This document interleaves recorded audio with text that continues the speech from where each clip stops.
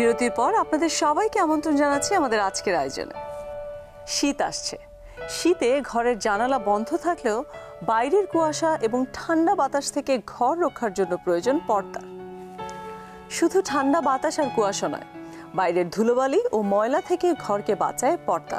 তাই ঘরের সঙ্গে মানানসই পর্দা বাছাই করা খুবই জরুরি।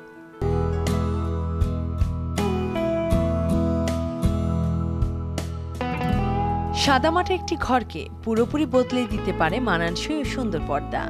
তাই দেয়ালের রং, ঘরে আলো বাতাস প্রবেশের পরিমাণ ইত্যাদি মাথায় রেখে পর্দা নির্বাচন করা জরুরি।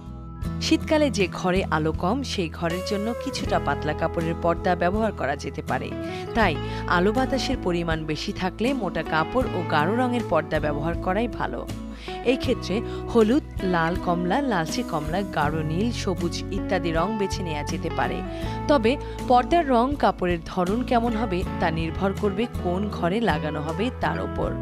একটা মানুষের জীবনে যেমন শ্বাস প্রশ্বাসের একটা বিষয় আছে, সেটা ছাড়া যেমন সম্ভব না, ঠিক তেমনি যখন আমরা একটা বাসায় কাজ করি, একটা বিল্ডিং তৈরি হয়, ঠিক তেমনি তাদের জন্য জানালার একটা বিশাল প্রয়োজন। এখন আমরা শীতকালে আছি, সেই জন্যেই আমরা পর্দা ব্যবহার করছি 3 লেয়ারে। যেমন প্রথমে পেলমেট ইউজ করছি, তারপরে একটা ভারী পর্দা দিচ্ছি, আর ভেতরে নেটের একটা পর্দা দিচ্ছি।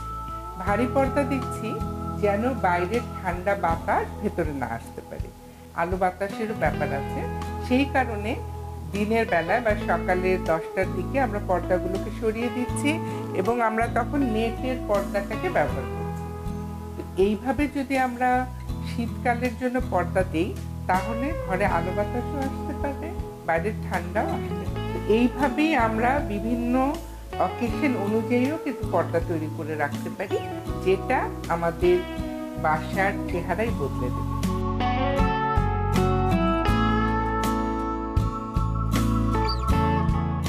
শোবার ঘরের জন্য সবসময় হালকা ও স্নিগ্ধ রঙের পর্দা ব্যবহার করতে হয়। 2 ধরনের পর্দার সামঞ্জস্য বজায় রাখতে চাইলে 2 স্তরের পর্দা ব্যবহার করা যেতে পারে। এই ক্ষেত্রে প্রথমে কিছুটা মোটা কাপড় দিয়ে তার উপর নেটের বা পাতলা কাপড়ের পর্দা লাগানো যেতে পারে।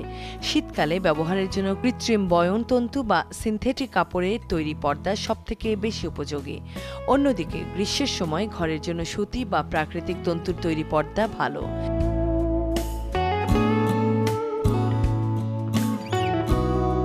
জানালার পর্দা ঝোলাতেও ব্যবহার করা হয় নানা ডিজাইন। কোনোটা ঝোলানো হয় বেল্ট বা লুপ সিস্টেমে, কোনোটা ঝুলানো হয় মেটাল বা প্লাস্টিকের রিং দিয়ে।